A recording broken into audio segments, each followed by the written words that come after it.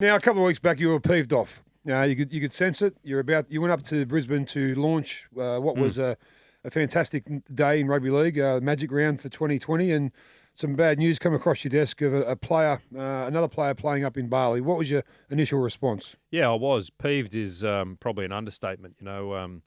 I get really frustrated when occasionally players let the game down. I travelled to Brisbane. Our team had spent literally weeks dealing with government and tourism, and we had a player from all 16 clubs come up with us. We had 16 players, we had 16 jerseys. We had the media across every outlet literally lined up for that launch. And my first question wasn't about Magic Round. It was about off-field behaviour. Rightfully, I was pretty angry about that. And maybe I was a bit too frustrated and I let it be seen. But I like that side of you. Yeah. To be honest, I'm only human too. Exactly. I wanted to see, because I felt it as an ex-player, and we felt it as commentators that. Here we go again. It was a month ago.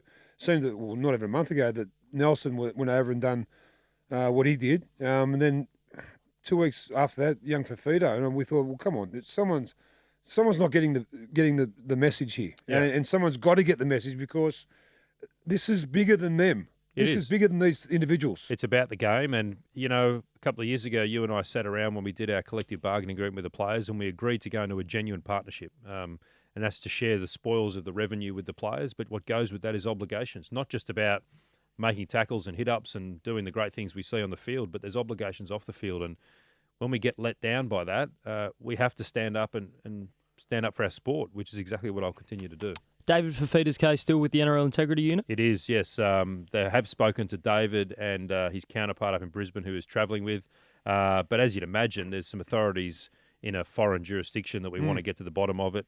One thing I've learnt over my time is when you do these things, despite everyone desperately wanting an answer straight away, you're much better to methodically work your way through it so there's no surprises at the end, so that you haven't found a piece of information that you don't know about, that you've sourced all of the material. So when I stand up at the end and provide whatever that might be, that I know exactly what I'm talking about from top to bottom. I think that's something that probably is forgotten about a little bit in this. After the whirlwind or train wreck, as you said, Todd, that last off-season was, these two major incidents, I think a lot of people, because it's Bali and it seems so close and seems so familiar, I think a lot of people probably forget it's a foreign country with its own judicial system, its own set of rules and regulations. So as much as they probably think, well, it's just like any other incident that occurs here in Australia, there's a whole different set of hurdles you guys are going to jump over. Yeah, it's not that simple. And, our integrity unit's a pretty sophisticated group of men and women with great experience. They've come out of law enforcement and they've come out of crime commissions. We've got some pretty smart people there who do a lot of good work, but